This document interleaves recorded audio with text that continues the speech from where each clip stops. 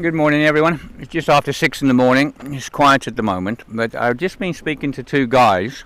Yesterday I heard that there was people over on the northeast coast by the lighthouse over by Choinia. I was told there was people over there, a couple of people over there helping, which I said was absolutely great. A couple of German people over there. I said, oh, fantastic, any help over that way is something really good. Anyway, there was two guys here. One of them's writing a book, one's a photographer, and they went over that way yesterday afternoon. And they said when they got over by the lighthouse, so there was 3 boats just come in, and it's a really bad area to get to. Anyway, they said they couldn't get their car near, so they had to walk. Anyway, they found out it was borderline Europe that is over on the east coast. They're not here on the northeast coast. They're not here where we are. So anyway, they rang borderline Europe and said we need help. There's 3 boats coming in. They see the 3 boats from another spit and they drive over. Anyway, they couldn't actually get to the place with the car, so they had to walk about 3-4 kilometers. It is a bad place to get to. Anyway, a van came past them and they asked them for a lift, and this was borderline Europe, and they said no, they wouldn't give them a lift. Okay, fair enough. Anyway, when they got down, a car came down from borderline Europe, and they asked them, they managed to get to the lighthouse, and they said, didn't you bring water or anything? And they said, no, they brought a photographer. Yeah. Okay, I think that says it all, They did say a doctor appeared and helped, but, if you're helping, and especially in a situation like that, and you have a van and a car, you don't bring a photographer only. You bring water, you bring food, and you help people get out. And I was told by these 2 gentlemen they didn't help people. They didn't run people up and down like we do here. So they've just gone there to take photographs to advertise again. This is just unbelievable. When I heard there was people over there, I thought fantastic, because we really do need people in that area. There's no 2 ways about it. But if they're only over there to take publicity so they can get more donations around Europe, it's disgusting. Absolutely disgusting. So, anyway, I had to say this because, these people, they really piss me off, They come here, take photographs, and they're saying they're doing this and doing that and everything else. But one, these people wouldn't pick these 2 people up on a dirt track and take them to the position after they rung them.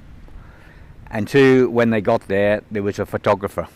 And they said later on the doctor did come, a foreign doctor came, but he wasn't German or anything. And he was speaking Greek also. So then someone said he's a local doctor. So anyway, a doctor's needed, help's needed. But if you're going to come here and help, make sure you've got water in your car and everything else, not just a photographer. Make sure you got food in your car, a medical kit in your car or your van. You don't just come here and say you're helping and you're doing this and you're doing that, and when you arrive on the scene, all you have is a photographer to take photographs of women and babies. That's disgusting.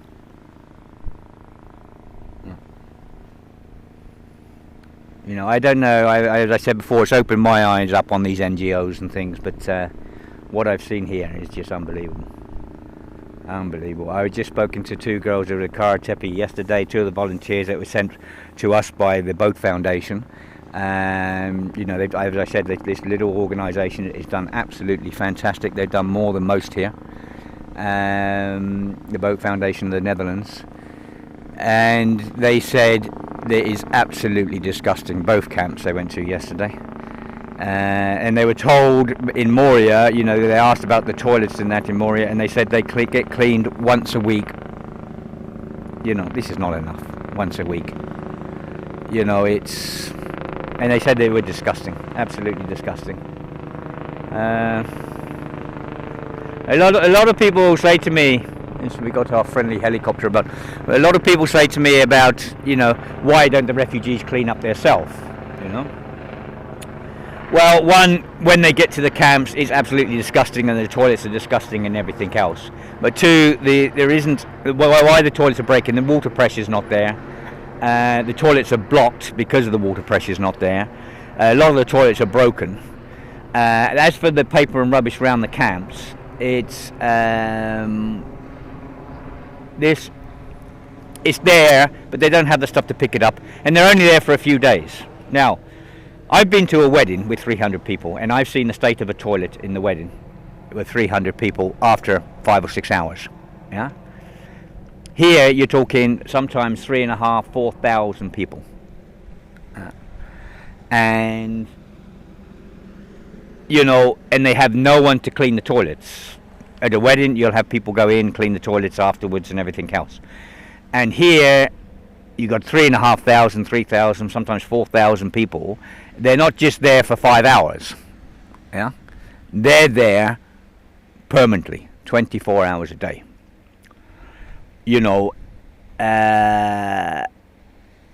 It's quite obvious if you don't have people to actually clean the toilets, or you don't have people organising.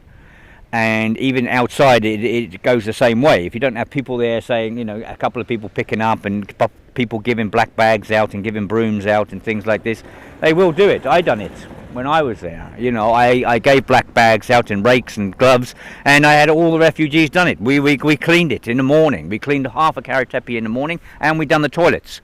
And out of there was 6 of us, there must have been 30, 40 refugees. With bags and gloves we gave them, and we cleaned the whole site.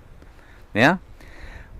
But, we need someone in there permanently. We need a manager in both sites permanently that can do this. And that has the supplies to give the refugees gloves and things like this. You can't expect refugees to put their hands to unblock toilets and things like that without gloves and the material and the bleach to do it.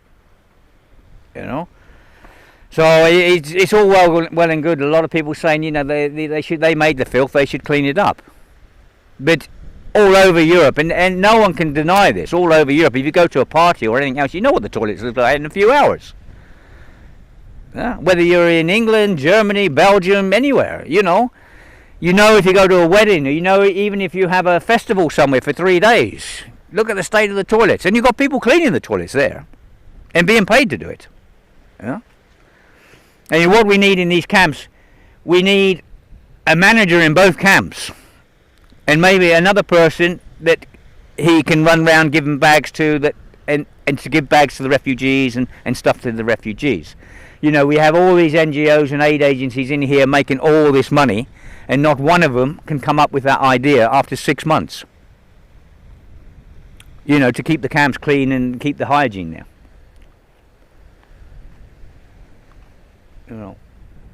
Anyway, it's early in the morning. I've got to get back on the binoculars because the helicopter's just gone over, as you heard, and I would have said things will start heating up. Yesterday we had 6 boats come in on our side, a load came in on the other side.